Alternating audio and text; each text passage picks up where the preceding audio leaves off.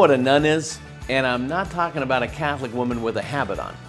I'm actually talking about a group of people in America that don't practice religion and don't go to church anymore. They're a group of people that are now referred to as the NONES, N-O-N-E-S. And that means when they're asked what religion they practice or what church they go to, they say none of the above.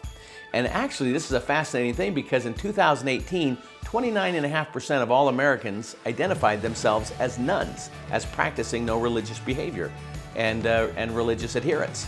But that was actually up significantly from 2017 when it was only 24%.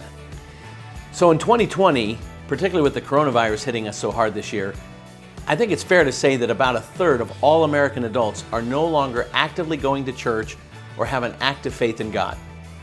It's more popular today than ever not to believe in God or to go to church, particularly among younger Americans called millennials. But you know, we used to talk more about someone being an atheist or secular versus someone who believed in God. Now we seem to be talking more about whether or not we practice our faith, practice our religion or not. So any way you slice it, today in America, it's more popular to not believe in God and not to go to church than probably any time in American history.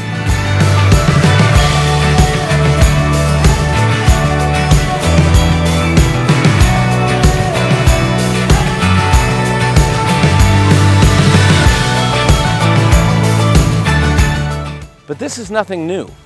As far back as 1843, the father of modern Marxism, Karl Marx himself, wrote a famous line about religion. He said, "Religion is the sigh of the oppressed creature, the heart of a heartless world, and the soul of soulless conditions. It is the opium of the people." So for Marx, he looked at religion as a drug, something that people embraced and believed just to get through hard times and difficult circumstances.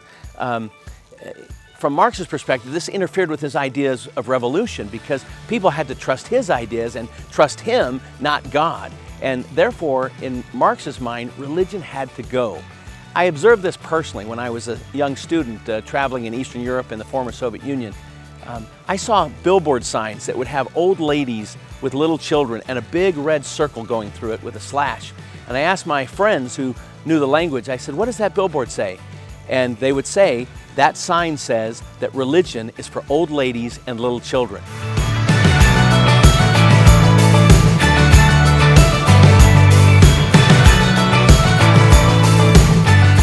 You know, I think Marx was wrong. Communism, Marxism tells us that religion is the opiate of the people.